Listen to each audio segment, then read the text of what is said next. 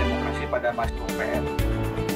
Nah, pertanyaannya adalah mengapa mahasiswa ini sebagai corong demokrasi?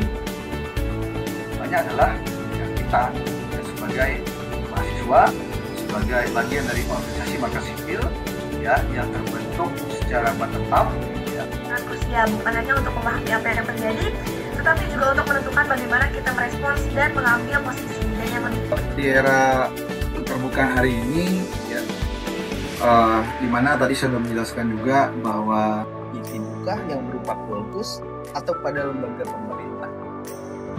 Nah, demokrasi sedari awal justru perspektif dan pengalaman kalian sendiri terkait tema yang kita bahas malam ini. Bagi teman-teman yang ingin bertanya,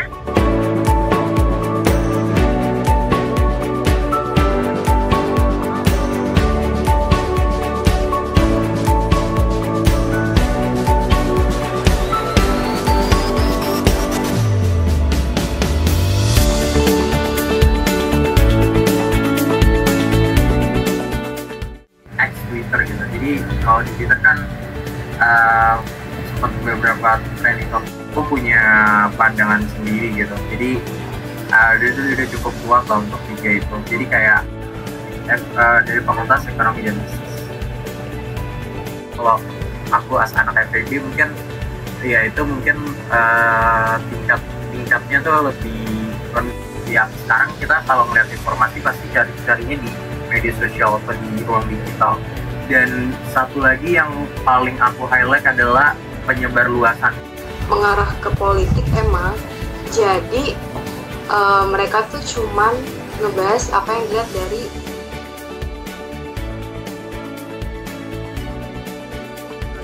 tentu saja aku pernah mendengar, aku mengikutinya dari awal bijak memilih dari zaman-zaman Pilpres 2024 kemarin.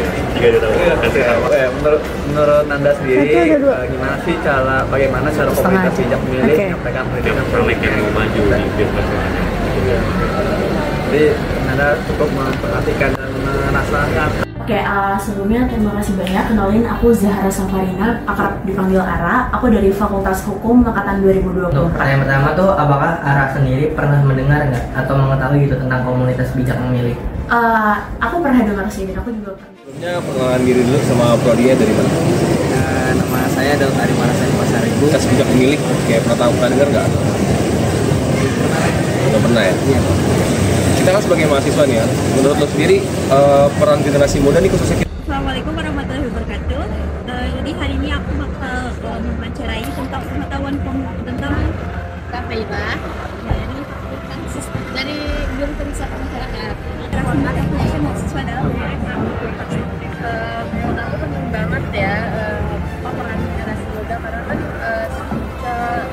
sekarang itu kan generasi muda tuh lebih banyak yang pemikiran itu lebih kritis, terus juga mungkin bisa menyampaikan opini bukan lebih bijak ya sisi mahasiswa dalam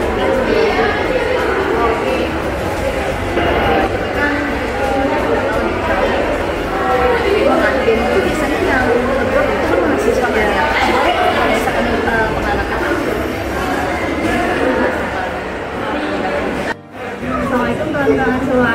Jadi hari ini aku bakal wawancara nih tentang pengetahuan mahasiswa tentang komunitas bijak memilih.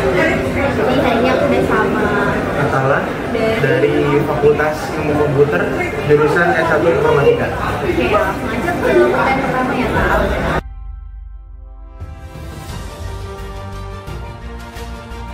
Tentu saja aku pernah mendengar, aku mengikutinya dari awal bijak memilih dari zaman-zaman Pilpres 2024 kemarin.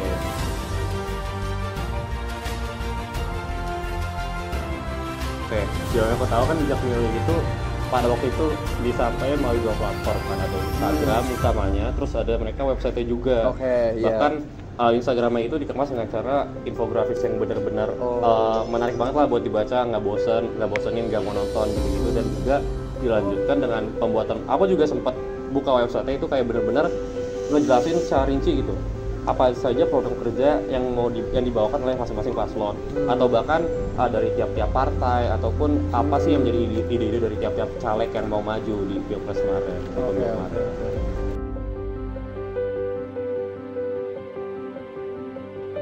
Kalau menurut gua sih ya itu bagus lah upaya mereka gitu, yang bijak memilih itu.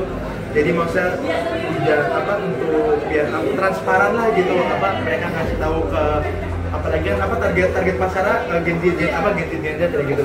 Jadi menurut gue tuh udah oke lah. Cuma kalau misalnya gimana ya, kalau sekarang tuh Gen Z, kalau yang masa sebagai Gen Z juga kayak kita tuh gampang bosen, cuma kayak kalau yang berita-berita gitu doang. Maksudnya kita tuh butuh yang berita penyampaiannya mungkin yang lebih menarik, atau enggak isi konten-kontennya gitu, biar lebih menarik aja. Maksudnya kayak gue aja kan gue nggak tahu gitu. Kalau menurut gue sih gitu ya, perlu ada.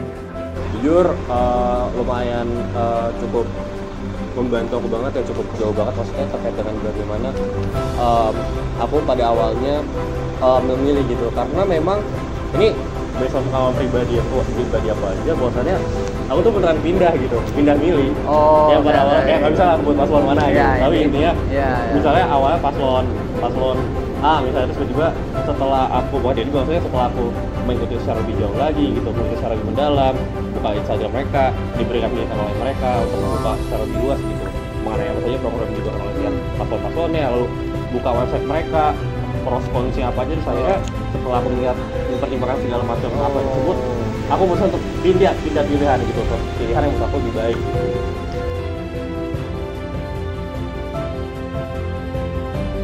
Kalau menurut aku sendiri pasti ngaruh banget, walaupun sekian persen gitu kan, tapi memang ibarat kata sekecil apapun perlawanan, tetaplah perlawanan gitu kan.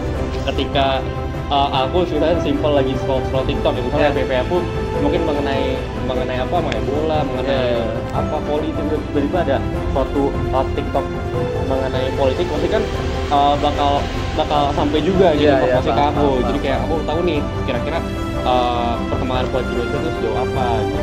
Nah itu menurut aku penting banget. Kenapa? Karena mungkin nggak semua orang itu sama kayak kita kan. Mungkin kita di kelas ya, gue ilpol, gue hukum, kita sama-sama dapat pendidikan politik di kelas gitu kan. Tapi nggak semua fakultas, nggak semua jurusan bisa dapat itu. Nah, gimana caranya mereka bisa dapat insight politiknya? Ya mau nggak mau mereka harus inisiatif untuk research dari pendidikan non formal itu, yang kayak tadi kebijakan komunitas bijak memilih salah satunya. Itu kan platform digital yang umum diakses in general, siapapun itu bisa mengakses itu. Nah itu salah satu taktik atau salah satu cara biar gue tuh istilahnya melek politik gitu. Kayak mungkin kemarin banyak demo, ricuh ya kan, kejadian ricuh di mana-mana, yang menurut gue PR-nya cuma satu sih. Kalau kita melek politik, kita sadar akan politik itu penting, ya kita nggak akan salah langkah lah dalam memilih ataupun dalam mengkritisi suatu politik menurut gue. Dan itu penting banget untuk semua kalangan, tua, muda, kakek nenek segala macam.